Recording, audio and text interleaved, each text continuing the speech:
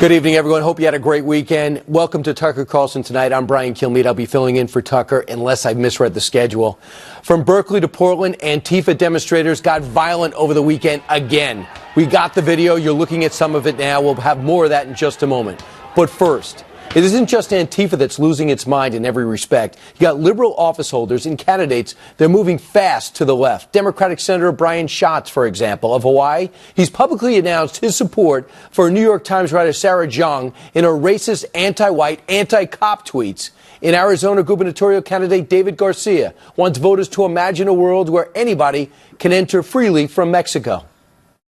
I want to just take a second and imagine. Let's just imagine. Just imagine no wall in southern Arizona.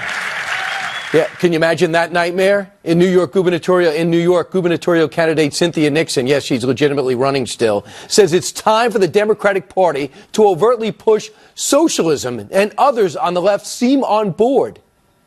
The establishment is terrified of that word, socialism. But if we learned one thing from the Obama years, it's that Republicans are going to call us socialists no matter what we do. So we might as well give them the real thing. I think this is going to be, though, a big debate point on that Democratic primary stage in 2020, isn't it? I don't even think it's going to be a debate point. You either embrace the label and own it and be a player, or you can be like Andrew Cuomo and be off in the sidelines. You believe this? It's like the Republican Party is getting the gift that keeps on giving. Nixon's New York Democratic colleague, Attorney General candidate Zephyr Teachout, that's her actual name, wants to prosecute ICE. ICE has to be abolished. And I say that as somebody who's running for one of the top law enforcement jobs in the country. And as Attorney General, I will continue to speak out against ICE. I will prosecute ICE for their criminal acts. I'm embarrassed for her. And conservative lawmakers, office holders, and ordinary Trump supporters continue to face harassment from those heeding the call of Congresswoman Maxine Waters, remember? If you see anybody from that cabinet in a restaurant, in a department store, at a gasoline station, you get out and you create a crowd. And you push back on them. And you tell them they're not welcome. Columnist Mark Steyn here. Mark, there are times when you have to really split hairs to find out where the problem is. We don't have to split hairs here. Where do you start? First off, socialism. Let's just embrace it. Right. Right. You know, 20 years ago, during the Clinton era, when you watched campaign ads, the Democrats all ran as pseudo-conservatives. I'm Fred Smith. I'm tough on crime. I believe in and you had to wait to the end to find out whether this was a Republican or a Democrat pretending to be tough on crime and all the rest of it. And I can understand that's frustrating. And they want to let their inner leftist out. And if you look at the last election cycle, one of the problems with the Democrat Party is that moderate Democrats, centrism got associated with the Clinton kleptocracy. Hillary is just someone whose turn it was and was running a phony baloney foundation that's some kind of racket for getting like seven-figure sums from layabout Saudi princes for doing nothing. And that tainted centrism and all the romance on the Democratic Party. You saw with Cynthia Nixon.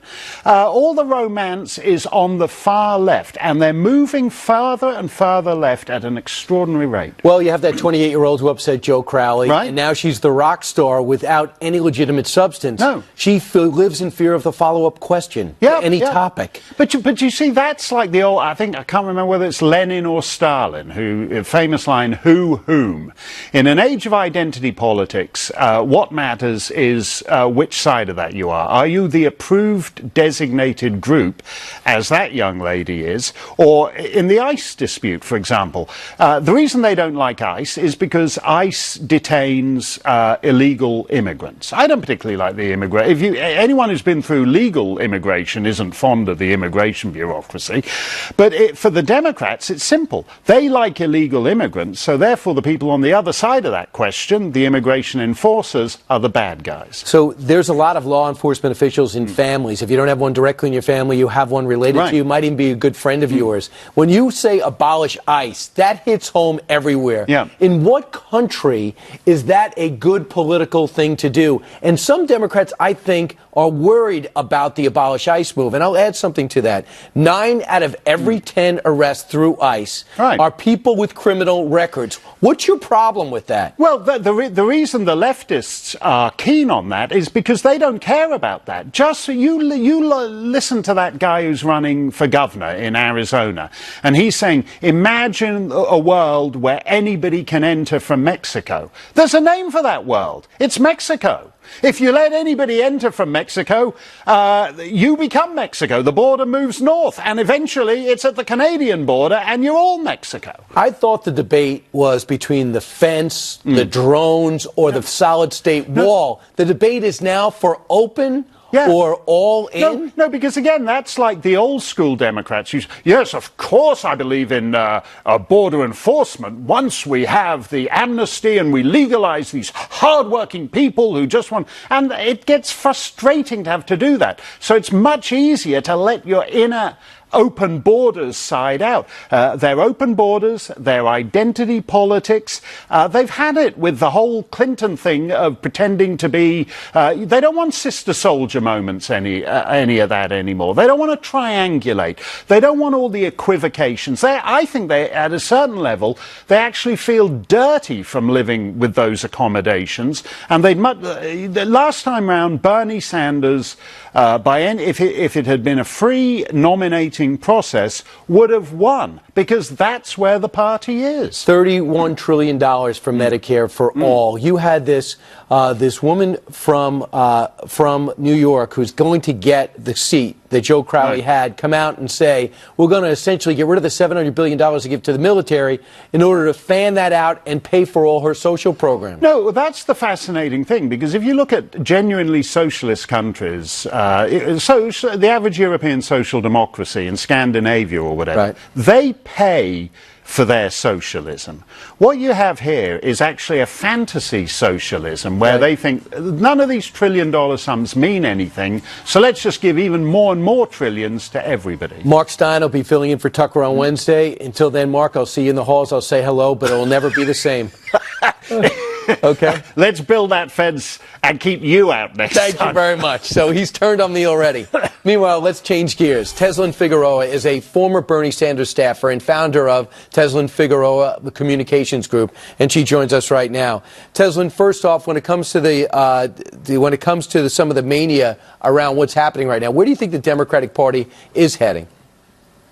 Well, I mean, clearly they're probably heading over a cliff if we continue to watch the way you have the divide between the left and the center Democrats. You know, it's just amazing. You know, I tell people all the time, look at the resume of the candidates that are actually talking. Look at those elected officials that are actually talking. For 20, 30 years, they've been in the center. And now all of a sudden, because Senator Sanders appears to be the most popular politician in the U.S., now all of a sudden everybody is a socialist. But even Senator Sanders has what we call in the church backslid and went from saying abolish ICE one moment and then not abolish ICE and then back to abolish ICE, or we should refocus, what they call re-examine ICE. So it's just really all over the place. People don't understand where people are going, what position that they take. And even if I disagree because I'm not a socialist, even though I work for Senator Sanders, I respect people who are consistent. And what we're seeing now is inconsistencies all across the board. No one ever said Bernie Sanders was inconsistent or inauthentic. He's very authentic. That was part of his allure, as is President Trump. That was why it would have been an interesting matchup, because they're so different in their philosophies. So let's move ahead.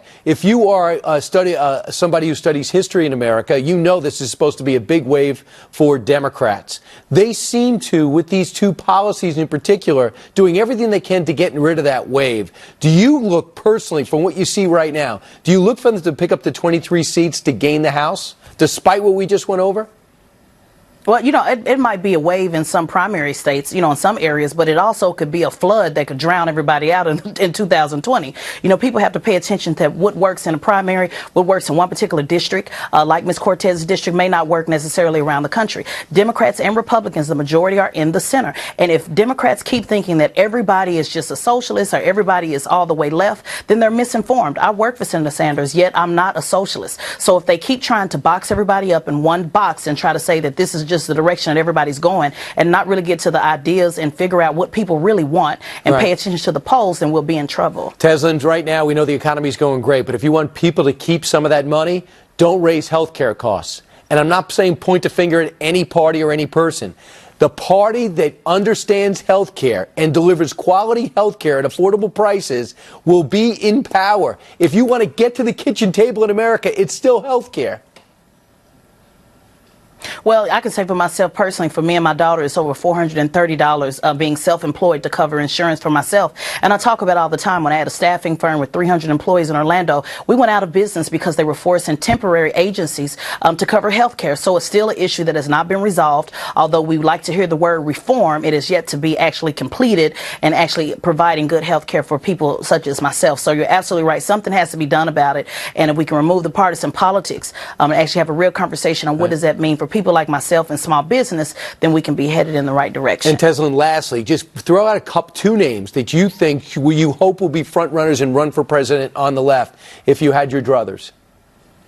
Well, what I can tell you is just because I work for Senator Sanders doesn't mean that he'll automatically get my vote. I'm looking to start all the way from scratch. Let them line up, let's get 10, 12 candidates. I tell people all the time, pick a side or step aside. And so what I'm looking to see is candidates actually be consistent on their message and not 1 minute is one thing. Like today, Kamala Harris said that she doesn't believe in identity politics when the Democrats have been running on identity politics for the last several decades. So right now I'm just confused. So I'm interested to see who all's going to come out, all of the frontliners as well as people that we may not have heard of, but not just anybody because they fit what appears to be popular, but actually some real substance behind it as well. All right, you're going to have a crowded stage, I sense, come nomination time, and it'll be all about that Hopefully after the midterms. Teslin, thanks so much. Thank you. And best of luck with your company. Meanwhile, straight ahead, the media is melting down over yet another presidential tweet. What set them off this time? That tweet, that story next. Plus, Antifa violence in Berkeley, the dramatic video coming your way.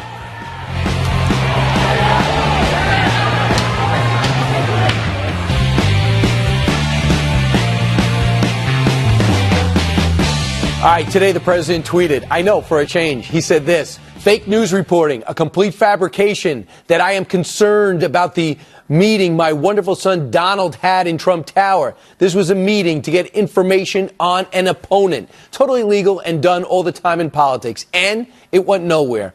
I did not know about it. The media responded, as they do to most Trump tweets, with a total spasmodic meltdown as they claimed this was a huge breakthrough to the Russian collusion story. Watch. Now to President Trump in a dramatic new admission in the Russia investigation.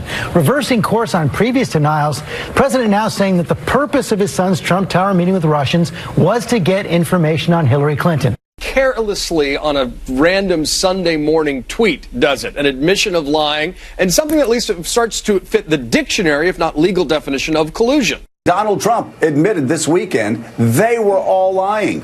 What are the consequences of this? It's so weird to see so many negative stories on President Trump in the morning. The only problem, President Trump said the same exact thing a year ago. I think from a practical standpoint, most people would have taken that meeting. It's called opposition research or even research into your opponent. So wait a second. He said it already? Byron York writes for the Washington Examiner and told everyone about this at noon yesterday, yet everyone ran with the story. We have to tell that paper boy from the Washington Examiner to deliver the newspaper early, Byron. First off, how do you explain the hysteria? It's actually kind of difficult to explain because there's this idea, you heard George Stephanopoulos say this was a dramatic new admission, reversing course on the president's previous positions, and it simply wasn't. I mean, you could only argue that people had perhaps forgotten that a year ago, a little more than a year ago, the president said the same thing. And by the way, you played a little soundbite of President Trump saying that in July of last year. He was even more succinct in a tweet of about the same time where he said most politicians would have gone to a meeting like the one Don Jr. attended in order to get info on an opponent. In other words, precisely what he said this time. Right. And by the way, it was in Don Jr.'s emails that he sent out as soon as this story became public that he was being solicited, set up this meeting from his promoter friend in England. These people want to meet you to talk to you about whatever that they had. And he said, great. They set it up. It went nowhere. Almost everybody agrees. The Huffington Post says Trump finally admits his campaign colluded with Russia at Trump Tower meeting. The New York Times and Washington Post portray the tweet as a new and significant development in coverage on Sunday. Well, Brian, we should admit, it would have been difficult for the president last year after those emails to come out to deny that the meeting, the proposal for the meeting was about turning over some sort of incriminating information about Hillary Clinton. It was just right there in the email. Byron, exit question. I get the sense the president's going to win out over his legal team and sit down with Mueller. Is that what your sources are saying? That is still very unclear. I mean, he's hearing over and over and over of the dangers of talking to Mueller. On the other hand, you have to remember, Donald Trump has been engaged in a lot of litigation over his career. This is not the first time he's sat down and been questioned. So this idea that perhaps Trump will just kind of fall apart if he faced questioning is not really an accurate one. But he has had trouble in some of those depositions in the past, so hopefully he'll realize he's not impervious to that from his perspective. Byron York, great to see you. You had the story early. Thank you, Brian. And you stayed sane throughout the day. Good luck. Thank you. All right, straight ahead. Antifa came back in a big way this weekend with violent demonstrations from Portland to Berkeley. That ugly story next.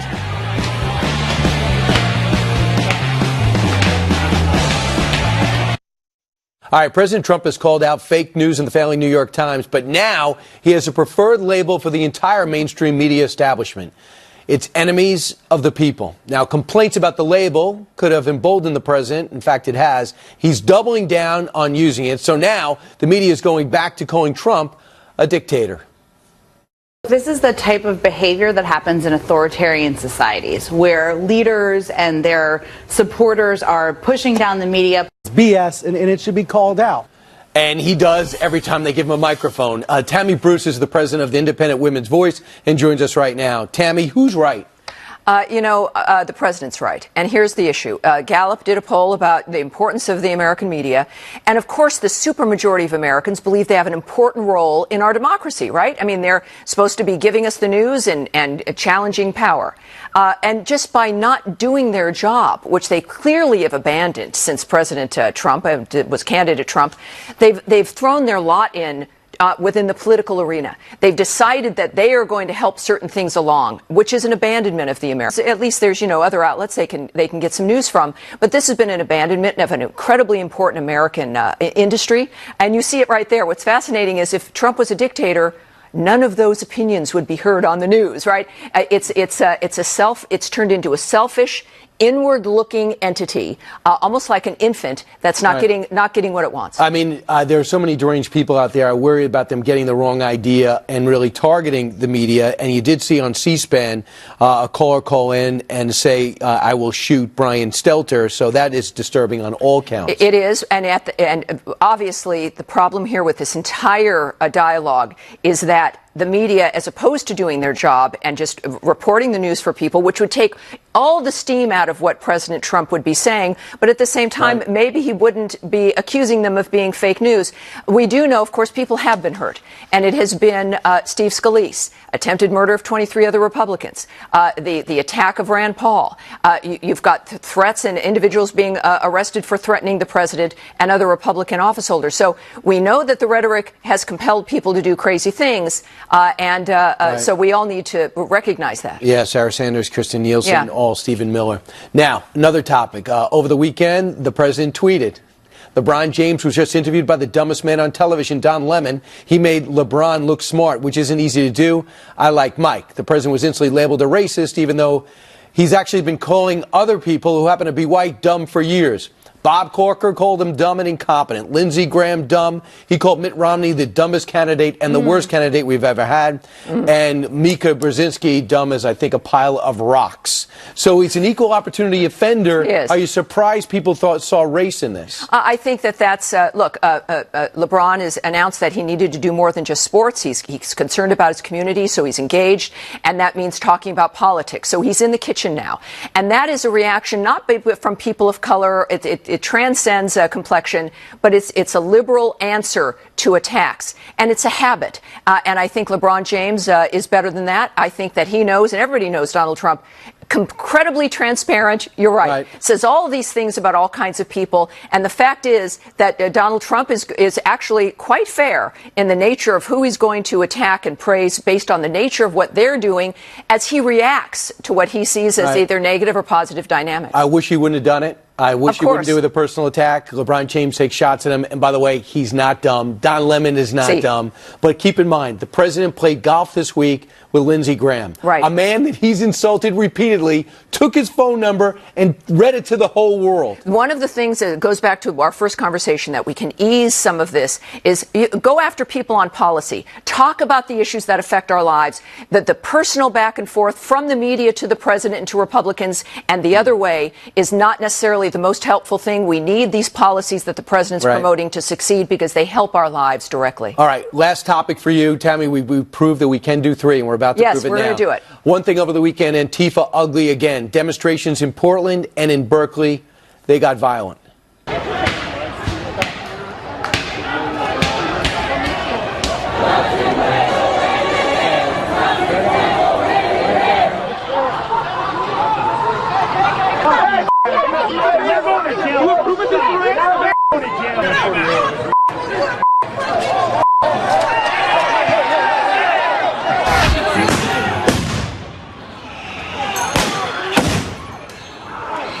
Officers near Southwest NATO Parkway in Southwest Columbia.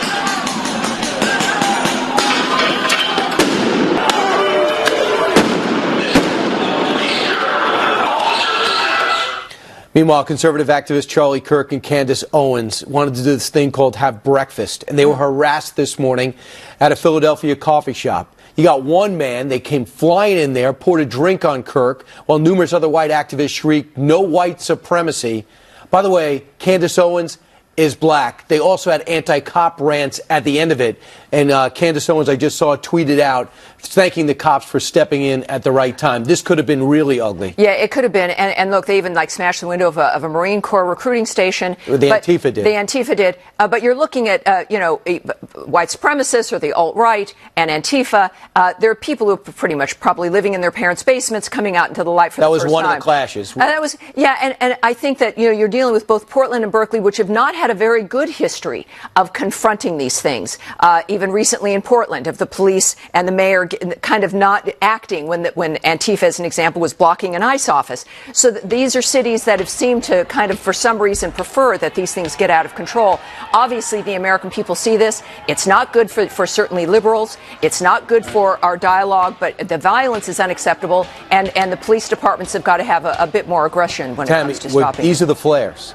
That this is going to get really ugly. We're watching those violent groups, but when Candace Owens, for example, wants to have breakfast with Charlie Kirk, two 20-somethings who are part of Turning Point, and they just want to have breakfast in Philadelphia, where our country was essentially founded, where the Liberty Bell sits, and they have to take this type of abuse. Well, this is, remember, because they believe something different. The Maxine Waters argument of confront people, that was really a message and a permission slip to confront Trump supporters. It wasn't just about the administration. Few people have access to administration members, but you do have access maybe to a Candace Owens and to a Charlie Kirk and to your neighbor.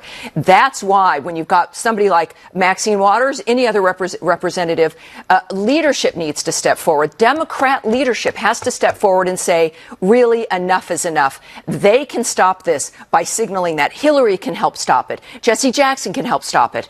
Paul Ryan can. Mitch McConnell. It's across the board. They can come together and say enough is enough if they really want it to end. Right. I tell you what, Candace Owens and Charlie Kirk will be on Fox and Friends tomorrow to talk about that incident. It's extremely hard to keep you cool. You don't know how out of control that's going to get. This time he was hit with water. Who knows what's going to be next. Right. Tammy Bruce, thanks so much and great job on the 5. Thank you. All right. I know you'll be here tomorrow night. I will, right? tomorrow night in All that right. chair. You'll be right over here. Meanwhile, straight ahead, Tucker is back after the break to interview a Democratic congressman who's already running for president.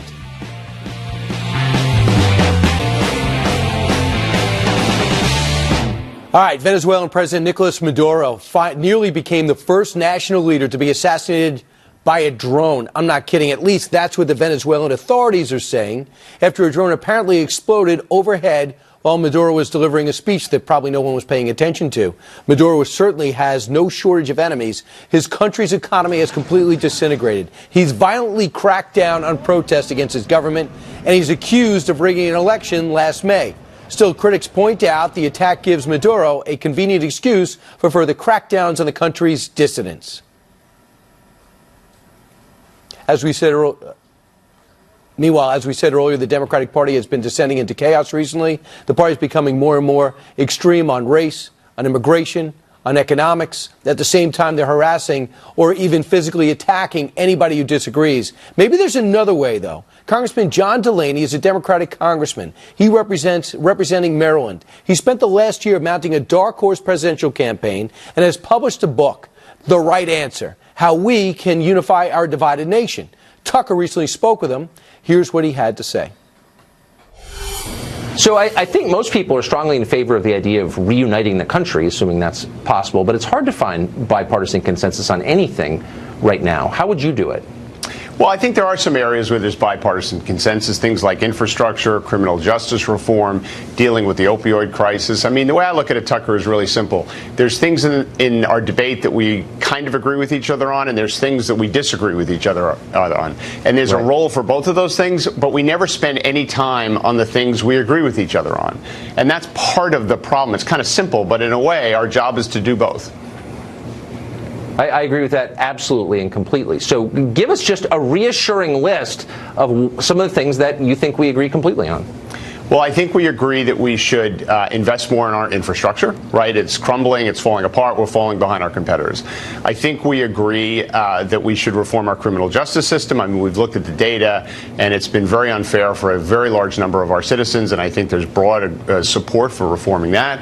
I think we agree that this opioid crisis is kind of ravaging our country right now, and there's things we need to do there. So I think there's actually a pretty long list of things. I think we all should agree that technology is changing everything in our country, and it would be nice if we had a national artificial intelligence strategy like many other countries do for how we coordinate the private sector and the government sector working together on some of these things. I think there's a lot of agreement among Democrats and Republicans that we need a new authorization for military force because we're relying on a 17-year-old document to engage in all these conflicts around the world. So this is just some of the things where I think there's actually a lot of agreement among the American people. But not in the Congress. Not in the Congress. Now, and there's reasons for that. Gerrymandering is a big problem. It's a big problem because it creates congressional districts that don't really represent the American people, in my judgment. And that's, I think, the core of the issue is the Congress is broken in many ways, and our democracy is broken, not in terms of, do people cast votes and are they counted and does the person with the most votes win? That clearly still works in this country. But the representatives who go to Washington don't go there with the spirit of trying to find some sense of unity and common purpose that has always formed kind of the cornerstone of the American experience. They go there and they fight and they put their own political parties ahead of the country, and as a result, we don't do anything. And I think there's a huge cost associated with not doing anything, and I think we've paid a price for a long time as Americans. Yeah, I don't think there's any question about that. I got to ask you one final personal question. So you've been in the Congress a couple of terms. Yes. Now you're leaving to run for president. I am. If you could do it over again, would you? Was it worth it? Did you like it? Did you get anything out of it? How awful was it? Oh, I think it was terrific. I think it's the great privilege of my life to serve in the Congress of the United States. I think this is a magnificent country. Even with the issues we have today, I think we have the best hand of any country in the world. We just have to play it a little better. And it's been an amazing experience. I've learned a lot. I've met some terrific colleagues. And I think I have a very clear perspective on the type of leadership we need, not only as president, but I think there is something deeper that we need in this country, and that is for the American people to have some responsibility associated with fixing our broken democracy and bringing us together. And I would never have had that perspective had I not served in the Congress of the United States. You're an optimist. I hope your party agrees with you. John Delaney, thank you. Thanks, Tucker. I'm not sure they do. Online and in print, the right is being censored. So why is egregious racism on the left being excused? That story we'll analyze next.